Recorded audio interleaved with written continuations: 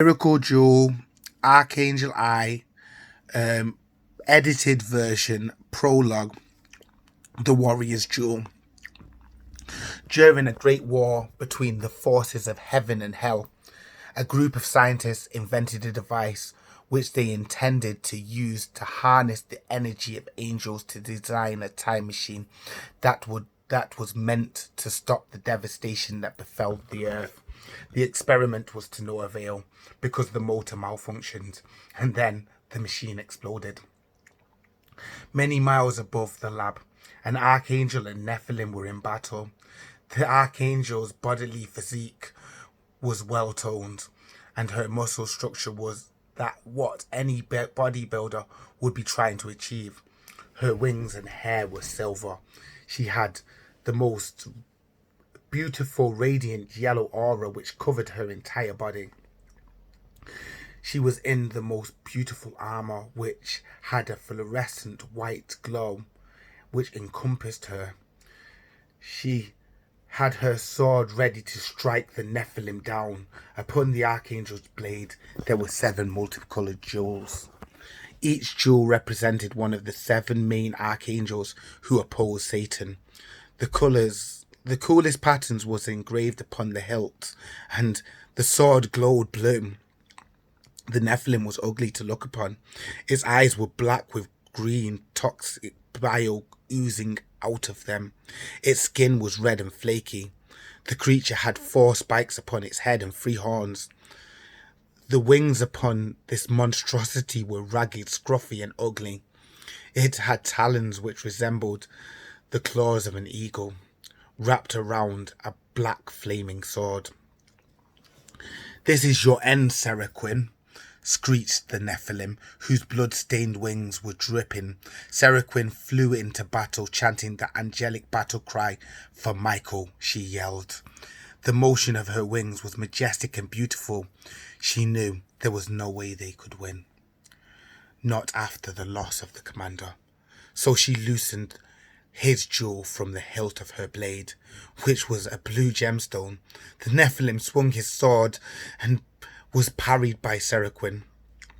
This caused the jewel to detach from the hilt, thus sending it spiraling towards the earth and the explosion. The explosion was not like that of a normal explosion, for the blast was created by unearthly divine energies. It already had been 5 minutes and there was no sign that it would be quelled. Luckily enough, the jewel was hit by bursts of energies created by the explosion. The jewel drew the holy source of the blast into itself, thus stopping it before it became worse. Normally, a detonation of this caliber would last for months, eradicating anything in its path.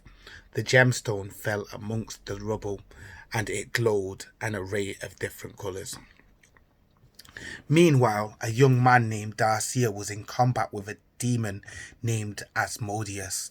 Darcia had a scar above his left eye and many bruises caused by the skirmishes he'd faced. His hair was bright red, curly and bushy. He had opal eyes, and he was equipped with blue glowing armour and a sword that had the same ambience. He was scrawny, but you could tell he could hold his own in a fight. How else could he have survived the conflict between heaven and hell, which had been raging long before he was born? He was 17, and his life hadn't been easy. The most of his life had been fighting and retreating. Moreover, monsters ravished the world, feeding upon human suffering. Unfortunately, angels couldn't protect everyone because they couldn't be everywhere at once. Darcia had a small pouch upon his hip, which carried all of his gadgets. Asmodeus was a green gunge-like creature who fed upon people's unhappiness. He did whatever it took to take it away from them. But people were able to see monsters because of a retinal design created by Dr. Frank Linford. He just knew something was off when he started hearing voices.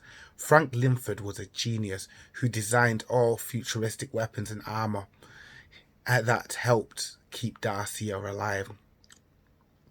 Darcia knew how to make Asmodeus retreat because the study of the Bible was mandatory when you were fighting demons.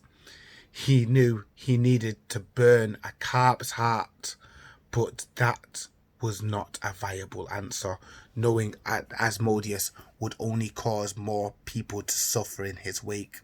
He had to put the demon out of its misery. As Asmodeus was on the ropes pleading for his life, Darcia heard the sound of squawking, which could only mean one thing. A flock of hellish birds were closing in. At this, the only solution was to retreat. There was no way he was going to leave without finishing off Asmodeus. He raised his sword and impaled Asmodeus. The demon exploded green bile, which smelt putrid and was very dangerous. The armor Darcia was wearing had special capabilities for moments just like this. It created a force field to repel the bile, therefore keeping Darcia out of harm's way. He knew he had to escape before the possessed animals appeared.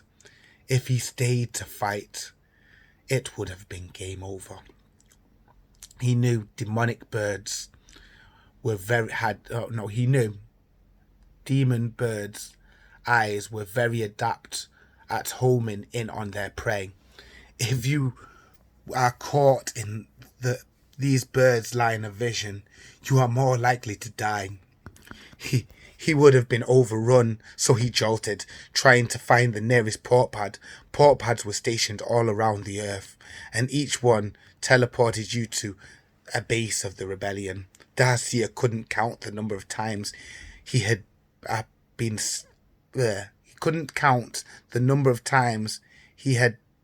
been saved by a port pad. What? Number of times port pads had saved his life. I need to delete that. Port pads had saved his life, getting him out of a dire situation when he needed to escape the most. As he was running, he tripped over rubble. He was where the lab once stood. Darcia automatically put his hands out to cushion his fall. At this moment, his life flashed before his eyes. He thought this fall would be how it ended. Unfortunately for him, his hand landed upon the jewel and it embedded itself into his skin. Darcia didn't feel a thing. He heard the squawking getting closer and closer until it was too close for comfort. He twisted his body to look behind him, and what he saw was the crow's big, red, dark, luminous eyes gazing into his own. They were less than 2 meters away. He closed his eyes, then panicked, saying, "It's over, it's over." The terror he felt activated a power in the jewel. Light came from his hands and enveloped him. For a few minutes he trembled, not noticing the light had saved him. He had been transported to a world he had never known. He realized he had not been torn to shreds and touched his body to double check. And then he opened his eyes. He was flabbergasted by what he saw. The whole world had an incomparable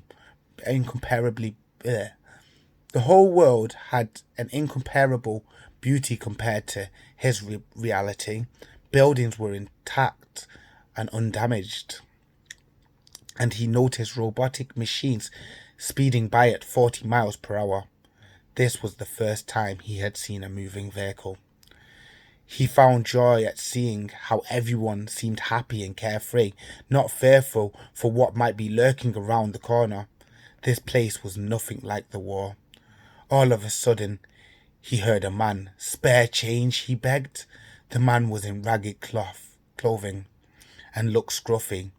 He had an odour which offended Darcia's nostrils. Besides the man was a hat which contained copper circular things Darcia couldn't recognise. Darcia had no clue what the man was on about. What the man was on about. Considering money had become obsolete, the only way you obtained things in his time was trading whatever you scavenged when you were out. Also, homeless people didn't exist because practically everyone was homeless. Staying in one spot put a target upon your head, and you were likely to lose your life. Darcia knew this all too well. Staying in one spot made him lose his mother.